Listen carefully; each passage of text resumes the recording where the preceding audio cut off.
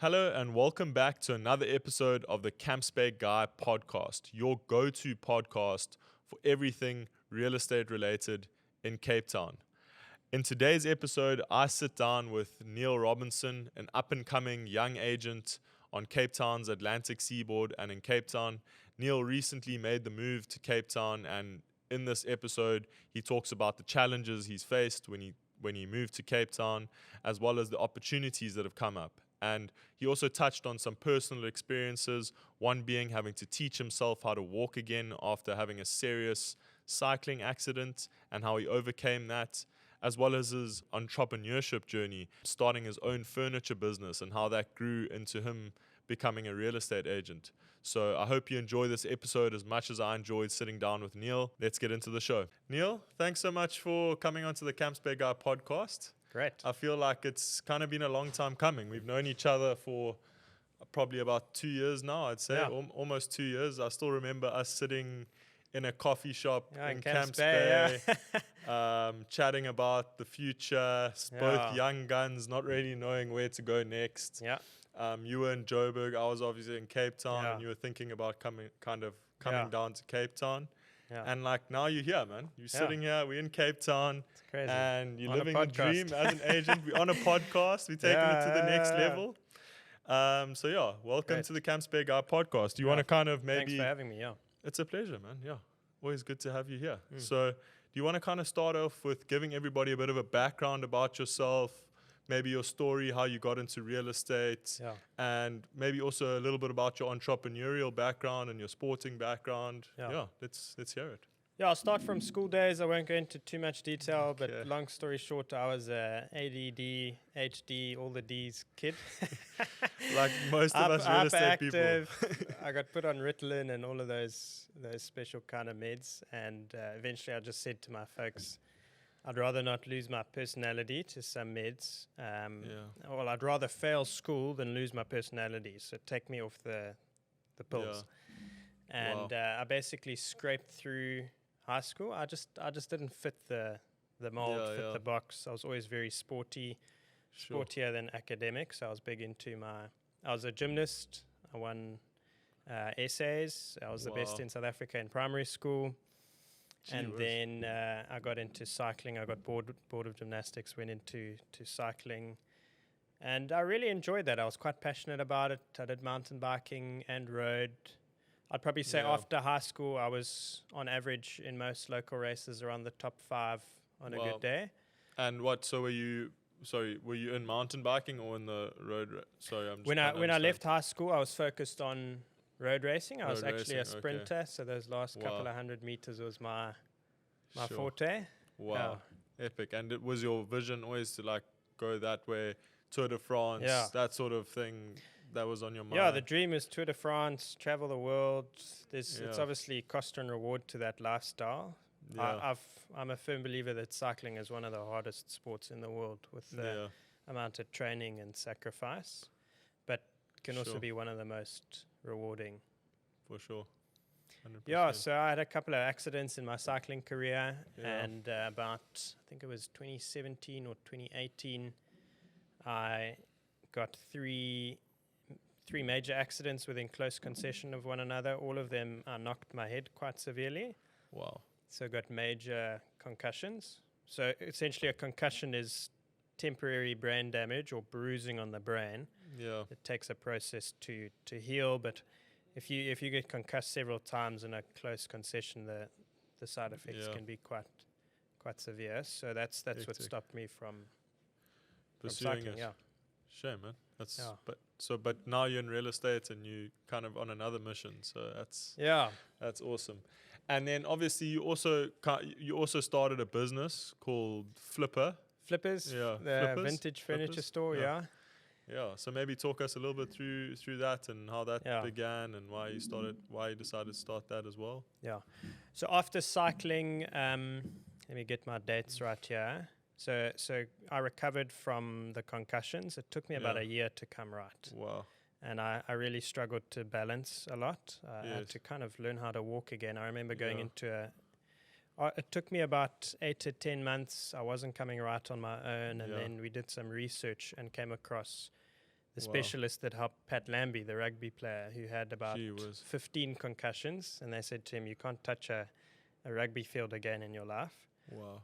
But I forget her name, but she's a specialist who helps concussion recovery and rehabilitation. So I went to her, and within working with her, I was right in about 3 to 4 months going through her program. But I remember going to her studio, and she was literally holding my hands, teaching me the walking motion again. Sure. And then there was a situation before that where I was sitting on my indoor trainer, looking at my legs at the pedals, and they weren't turning. But in my mind, I was pedaling away, but the neural pathways weren't firing like they used to. So I was going through a really emotionally tough time. Wow. And how did you get through that? How was that? Is this temporary? Is this permanent? Like, is this thing going to get better? Do I need to accept this and just carry on with my life? Sure. So it was difficult. I think the support of my parents and family really carried me through that time. Amazing. There was 1 or 2 times during that year I had a bit of a meltdown emotionally, just crying, and I think concussion has different effects with your emotions. So it was a tough time. Yeah. Sure, but you made it through it. And so moving. Obviously, we chatted about the whole move from Cape Town to Johannesburg, and we've chatted about your major accident. But how has that event kind of shaped your life? You know, obviously all those concussions, having to kind of teach yourself how to walk again. I mean, that's quite a major life event. How has that shaped your life now going forward from that moment? Yeah. I'd probably say one key thing that came out of that is I wasn't able to perform at a peak level whatsoever for about a year. Cycling, any performance, if you may. And that bugged me, because I think as guys, we tend to place a lot of our identity and value and worth in our performance. So when we're not performing, we feel like we're losers. When we're performing, we're winners. And I think there's certainly something to be learnt. Well, when I was on my bed not doing anything, that my family and friends, they still love me, irrespective of my lack of performance. And so that was a key takeaway from that, which has actually set me in good stead for now. That's amazing. And back to my story, when I recovered, I was like, okay, what now? All I know is how to ride a bike, and ride a bike fast. I didn't have any academic backing. I wasn't going to go get a degree. So I had a couple of business ideas. I wasn't entrepreneurial at all. And I came across a guy, his name was Leandro, and he really shifted sort of the trajectory of my career. Wow. So I knew somebody who knew him, and they said, why don't you just set up a meeting with this guy to pick his brain about your business ideas. I was thinking of bringing in cycling kit, and another one was, a coffee trailer. Another one was Uber Eats motorbikes. So I had all of these ideas, and I was kind of desperate to get on my feet again. And met with this guy. I think we only chatted for 20 minutes, and he turned it from advice into an interview. The more I asked him questions, the more he asked me questions. Wow. And he said, well, don't start the business. You're not ready. Come and work for me for 6 months, and you'll learn more from me and my team than you would at any business school in 6 months. Wow. He said, you can go to a business school for 5 years. I'll teach you more in 6 months. So I said, okay, well, that's bold, but I'll take it. I need a job. Wow. Amazing. So I went to work for him, and he was just an incredible leader, coach, trainer. And I guess he pinpointed and saw a potential in me that I didn't know existed. Or I had self-doubt or insecurities or whatever. So I really made the most of that relationship. I remember every morning at 7 being in the office with a list of questions. At the time of the interview, I didn't know, but he had 10 companies and over 1,000 staff. Wow. And he just took me under his wing and taught me a lot. And it really unlocked an entrepreneurial side in me that I didn't know was ever there. That's amazing. So I think being on a podcast about mindset, I think it goes to say the company we keep, or those crucial people, Your circle is so important. At like crucial points in your life really shape your trajectory, and how you make the most of those. Yeah, you people. had an opportunity there, and you just grabbed it with two hands. It sounds like rocking up with questions at 7 o'clock in the morning, and really just grabbing the bull by the horns, which is amazing. And are you still friends with Leandro to this day? Yeah, we chat from time to time, but we kind of on our own tracks. Yeah, I guess he's watching you from afar, seeing you doing great things. Most probably, Nice, man. Awesome. Yeah. Awesome. And then obviously, you went from Leandro to kind of then starting your own business, Flippers, and then into the real estate industry. How did you transition from being like an entrepreneur where you had your own little business and then going into kind of real estate where it's a little bit of a different dynamic, and what made you want to get into real estate? Yeah. So I think one of the things I learned from Leandro, main lesson I learned from him is how to have a mindset towards failure, and how to sort of like fail early, fail often, and fail forward. Like he wasn't scared to take risks. He had a huge appetite for risk and failure, and I think one of the things he said to me, 98% of my life is a failure. The 2% that worked out quite well. Wow, that's amazing. And that was like a complete mind shift for me, being a complete perfectionist and being quite slow to make decisions, being scared of making mistakes. So I was able to take that and start Flippers, which was sort of by complete fluke. I had a coffee table in the place I was renting that I didn't like at all. I told the landlord, can we please get rid of the coffee table? And he said, well, give me $100 and you can sell it on Marketplace. So I was like, okay, well, I bought it for $100. I took photos the same day as I put a pot plant on top, and I sold it for $600. I was like, sweet, nice pocket money. Yo, wow. And I took that 600, I bought something else, and I just kept rolling like that. Yeah. Within a few months, I was earning like 4 or 5 times my salary. Sure. I was like, I think it's time to start a little business here, and I created a brand around it, Flippers, put it on Instagram, website, etc., and the rest was history. Amazing. Wow. Yeah. And is Flippers still going? It's still going. It's under new ownership now. Okay, so you sold that exited that business. Okay. Wow, amazing. But well done on that. I mean, thanks. You saw something there and you just grabbed it by the horns again.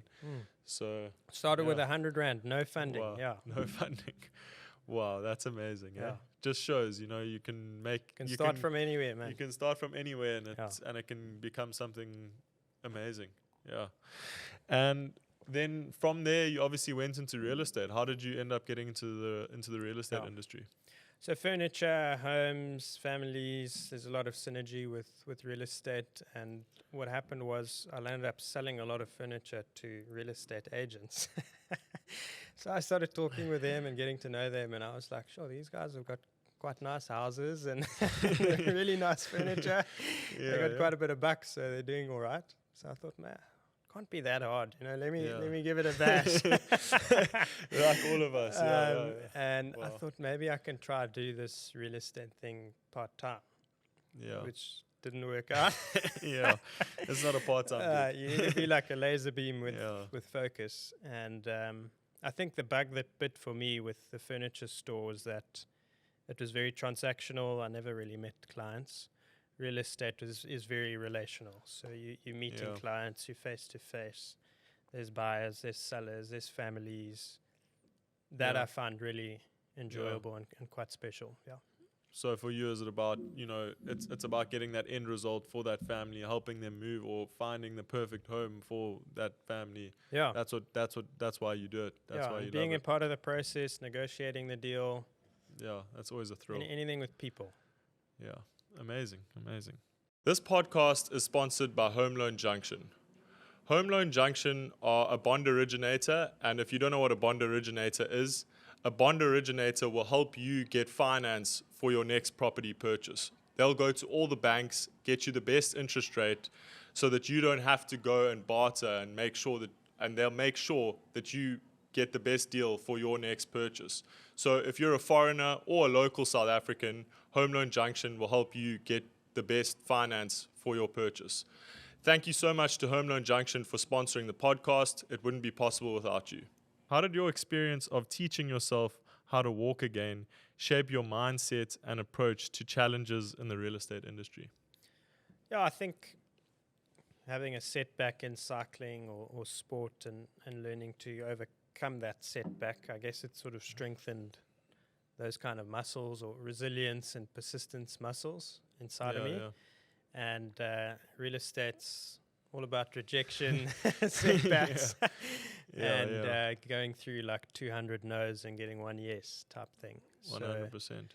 So I guess I developed a bit of a thicker skin, if you may, from those trials and tough times. Yeah.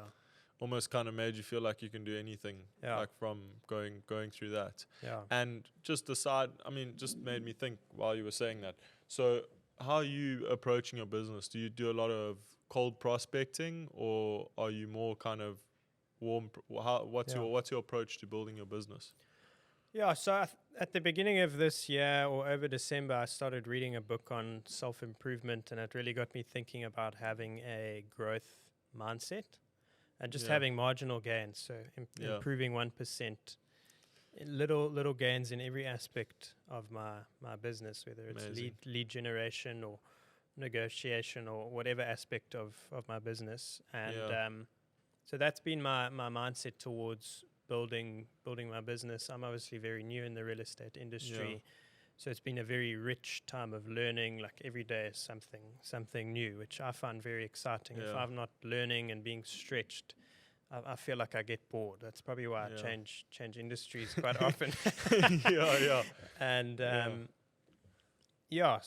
I don't know if that answers your question. That does answer my question. And like, so what books are you reading at the moment, and what was, if I can ask, what was that book that helped you kind of shifted your mindset? It's a book by John Maxwell called The 4 Pillars of Success. Wow. Yeah. Amazing. And he goes into different stories of successful people.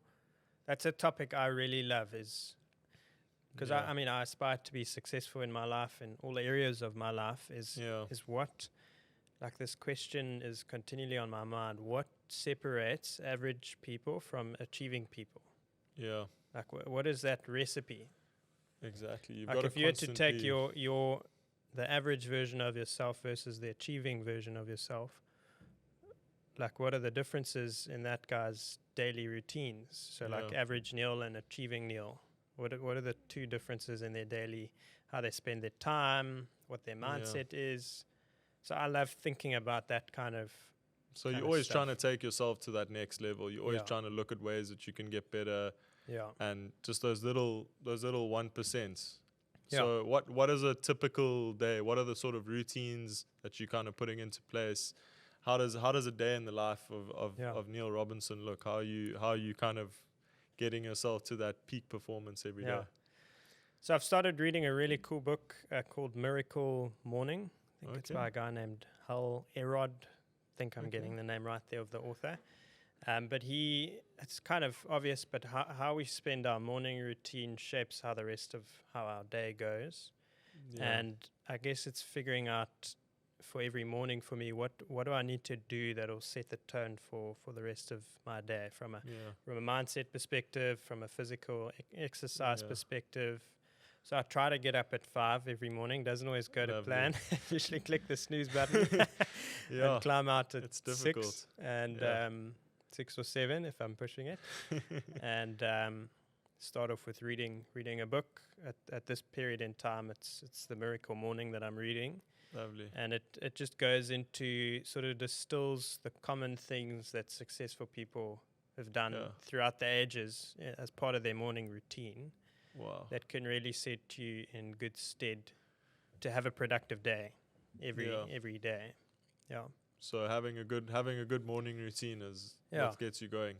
Keeping it simple, just like every morning, exercise a bit, read something, be in nature, whatever makes whatever floats your boat and makes you tick, essentially. Yeah. So what other books are you kind of reading at the moment that have also kind of impacting your life? There's a great book called The Greatest Salesman in the World. It's an old book. It's like very old school by an author named Og Mandino, quite the name. Okay. And it's a small little book. It's like really tiny, and but it's just filled with like these nuggets of sales wisdom. Wow. Like I would like call it the salesman Bible for anybody in sales. And it's just really got some very cool principles. Like there's one chapter that I really love on persistence and the power of persistence. And there's got different illustrations that he uses that really, give you that perspective to approach the different setbacks that you face on a daily basis as anybody in sales. It's an industry where you need to have a thick skin and need to have a perspective to carry you through. For sure. And speaking of that, how was your transition into the because we haven't spoken about it yet. How was your transition from obviously Joburg, where you seem to have very quickly, once you joined EXP, you very quickly kind of catapulted your career and your sales kind of took off. And then in Cape Town, how's the experience been starting off in Cape Town, and what have you learned so far from the market here?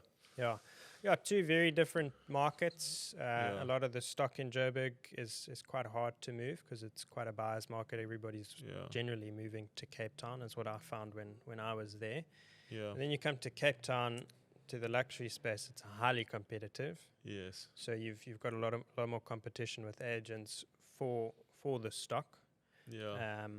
It's just the nature of the beast. So I guess something I'm really having to wrap my head around is the comparison trap. It's very easy to compare yourselves to others in the industry. Yes. You see a sold post going up by another competitor and you're like, oh shucks, he's selling, well, why am I not selling? Or whatever it may be. And there's actually a really cool perspective in this Miracle Morning book that I'm reading.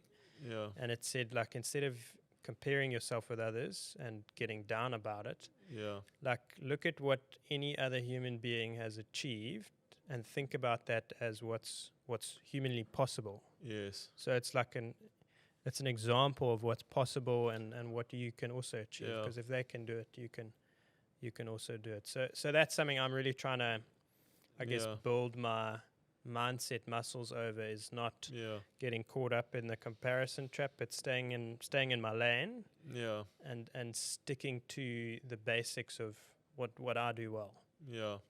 No, and you are doing well. It is a difficult market to break into. I mean, took me 6 months to make my first sale in Cape Town, and it was just grafting, cold calling. And eventually, a door. You knock on enough doors, eventually the door opens. You know, and that first sale just feels so good. And I can imagine the same for you. That first sale, once you get over that boundary. I closed the sale the other day. Yeah.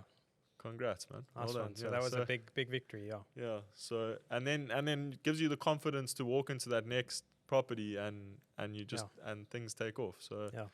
Yeah, but it's that I remember when I first started in this market, also not knowing anybody, coming here as a complete stranger, and just having to just make a plan kind of thing. You know, you just hit the ground running and learn as you go and learn as much as you can, absorb as much as you can, and it was amazing. Yeah. So, yeah, man. Well done for persisting and making it in Cape Town. I think once you get that first one, then it takes off. Yeah. Yeah. That's the goal. Awesome, man. And how are you finding, what sort of areas are you kind of resonating with in Cape Town at the moment? I see you doing a bit of stuff in the southern suburbs and Atlantic seaboard. Yeah, I've got a soft spot for the southern suburbs. I quite like it there. I guess it probably reminds me a bit of Joburg. It's very like family orientated community, and not that Atlantic seaboard is that, but I quite dig it there. It's quiet, it's peaceful.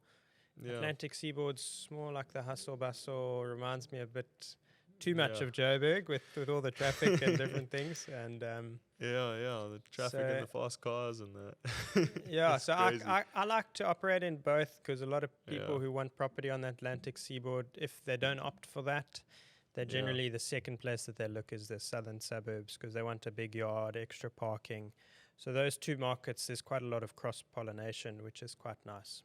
Awesome. Or if they don't want high end in the southern suburbs, they look for a sea view on the Atlantic seaboard. So so they play nicely Yeah. together. yeah, so that's I'm trying to focus on those two for now. Lovely. And I guess it's also good when somebody doesn't know the market, you can kind of show them everything. You can Yeah. show them a little bit of southern suburbs, and then you can show them, Atlantic seaboard. And I guess the square meterage you're getting on both sides is very they different, differ for the price you're paying. So and the parking. yeah, exactly. Clifton, I mean, Parking, Clifton is difficult there with that Yeah. parking. Yeah. Okay, Neil. So we've spoken quite a bit about like getting through, a lot of you've got to fail quite a bit in the real estate industry in order to get that final result. But that final result is such a thrill. So what do you think the relationship for you is between failure and mindset, and how do those two things play a role in your career at the moment? So I think personally I'm a type of guy, it's really easy for me to take failure quite personally. So you fail once and it's like you're out for a week because you feel like a failure. So it's something I learned through books I've read and through relationships I've had of different mentors, is that like there's a difference between making a mistake and being a mistake. Or there's a difference between failing at something or being a failure. Yeah. And I think very often we can get those two quite muddled up. But if you can like really wrap your head around the fact that if you fail at things and you fail often, it's just part of the process and something that you shouldn't take personally at all. And it's a very natural part of getting into any industry. The quicker you can get your head around that, the quicker you can fail and the quicker you can learn and overcome those failures to have get to eventually get to your breakthroughs. Yeah, the more you fail, the more you win. If you're not failing, like success is great. It's awesome to be successful and do cool things and whatever. But if you're not if you're just successful, you're not growing. So you've got to fail. Absolutely. So and there's a great book on that also by John Maxwell called Failing Forward. Okay. And it goes into stories of one after the next of people who failed forward in their careers, like big successful entrepreneurs. And a lot of the times just before like their major breakthrough, they were close to giving up. It's like there's a picture of two guys digging. One guy's like this close to diamonds and the other looks like this close to diamonds. But the guy that's this close has already kind of turned around and he's given up. But he was that close. If he just carried on going, and it's like you never know how close you are to actually achieving your goal and getting there. So you've got to just keep pushing. Never give up. Amazing. And how important do you think it is to have a clear vision of what you want to achieve, and what's your vision for the future?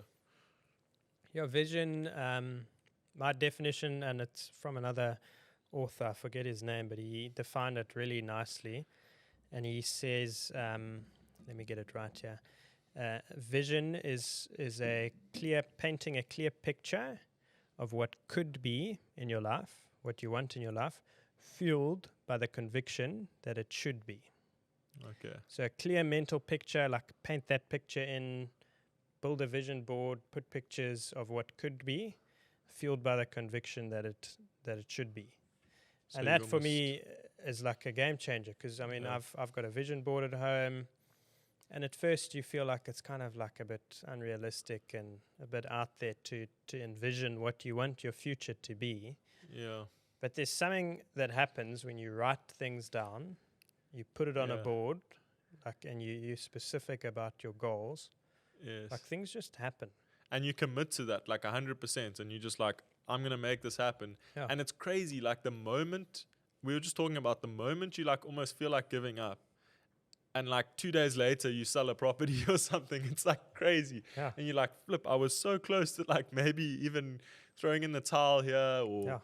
And then it just came together. I had the vision, and the universe works in weird and wonderful ways. You believe in that whole like synchronicity and believing in that. I don't know. I haven't gone too much into that, but I know for a fact, whatever I write down, it's not everything that I write down, but like writing stuff down, putting it on a board, it has a very powerful effect for me. It's super powerful. Definitely. I also believe in that. Also have a vision board. Yeah.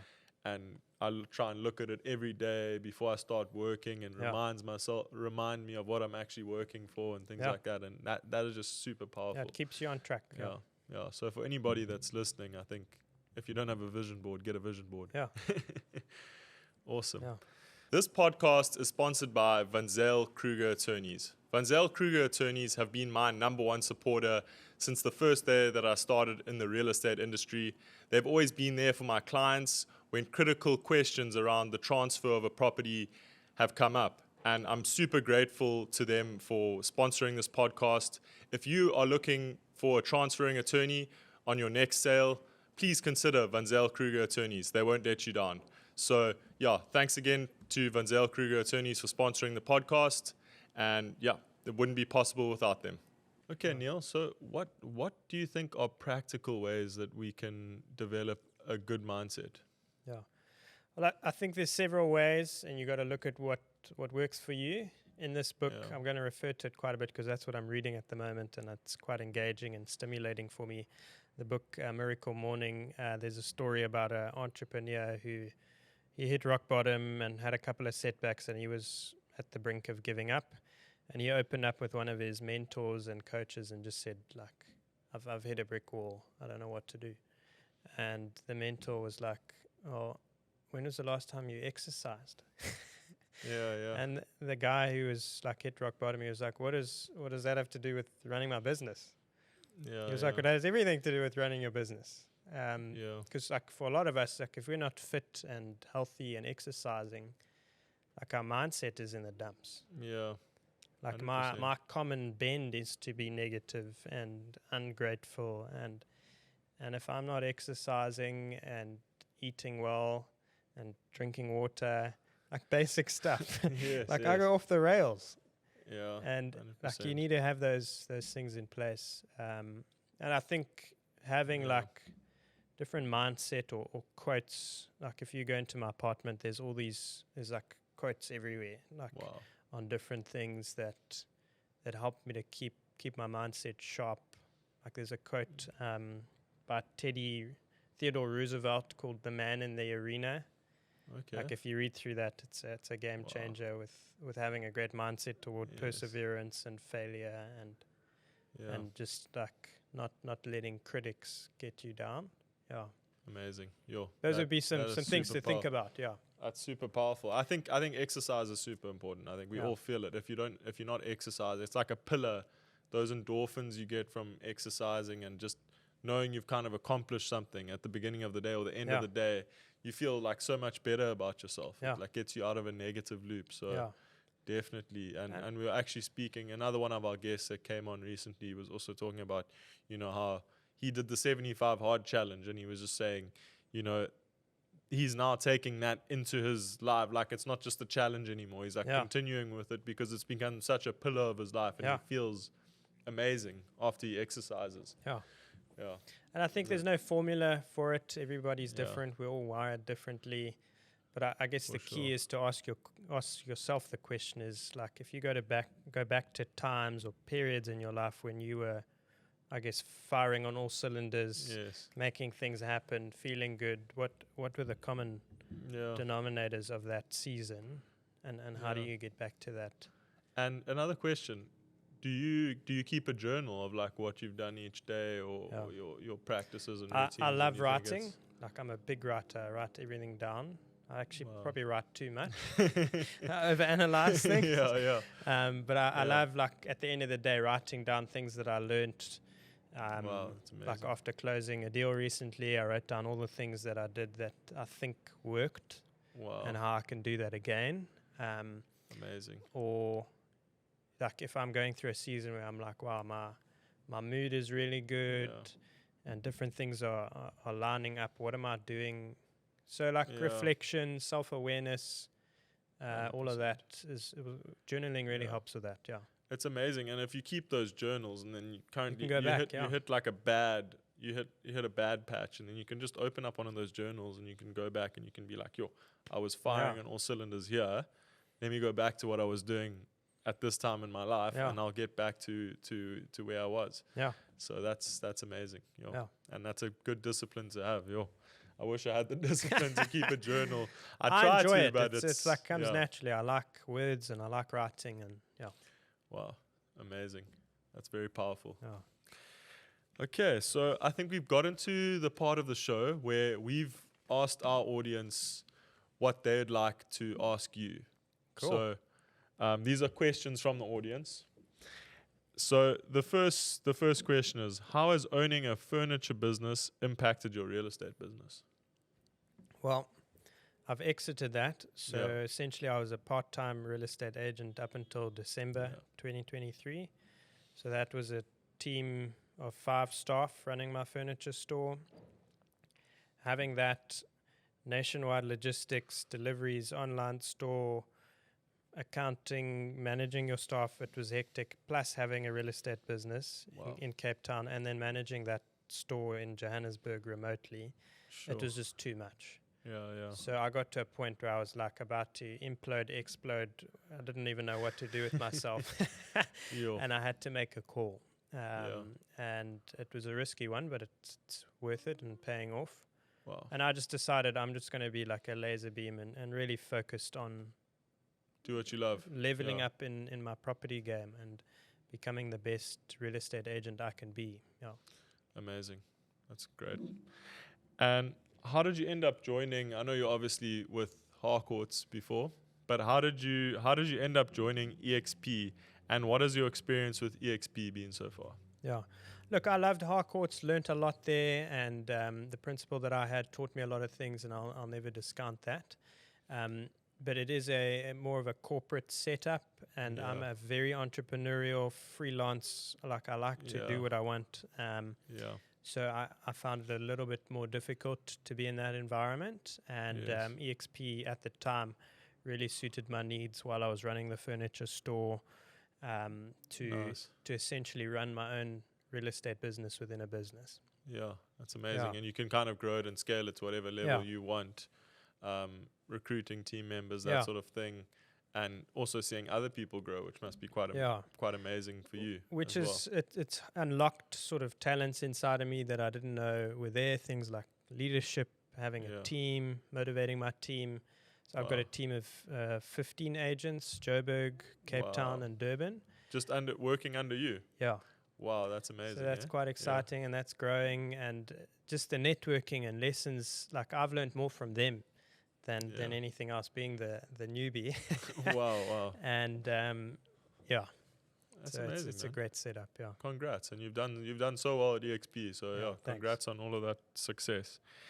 And another question I always like to ask all of the guests this: what is your sort of, if you're going to get it, I don't know if you are getting into property investment or it's something that interests you, what's your sort of investment strategy? Are you buying Cape Town, Joburg? Are you doing long-term rentals, short-term rentals? Where's your mind at? Where's your head at? So I would love to get involved with something where I'm somewhat hands-on. I love being hospitable and creating an experience for people. So like the picture in my head where I want to go, and I haven't gotten there yet, is finding like pieces of vacant land and building unique, whether it's tiny homes or eco homes on those patches of land, and creating like an Airbnb model where people can have a self check-in in different like unique places, like I don't know, Gansbaai for That sounds amazing. That'd be I'd like to see that one day. So and then creating a social media around it and getting influencers involved. So that would be probably my property investment strategy is finding unique investments that I can create a great experience around. Wow. And create like a mini lodge type vibe. That almost sounds a little bit like Bali, like what people are doing in Bali. They're buying these things and they're creating like there's an experience now for men. You can go to this retreat and you can go there. They take away your phone and you just go gym and you work on your business like for 2 weeks and you just cut off from the world. Something I want to do. And you leave. You could have workshops and all kinds of things. You leave there after 2 weeks and you're like a changed person. It's crazy. That's very cool. That's a good idea. So that sounds epic. Yeah. And then we've reached kind of we've reached the end of the show, so I've just got a few rounding, finishing off questions for you. With your background in sports and entrepreneurship, how do you incorporate elements of discipline and creativity into your approach to real estate transactions and client relationships? Yeah.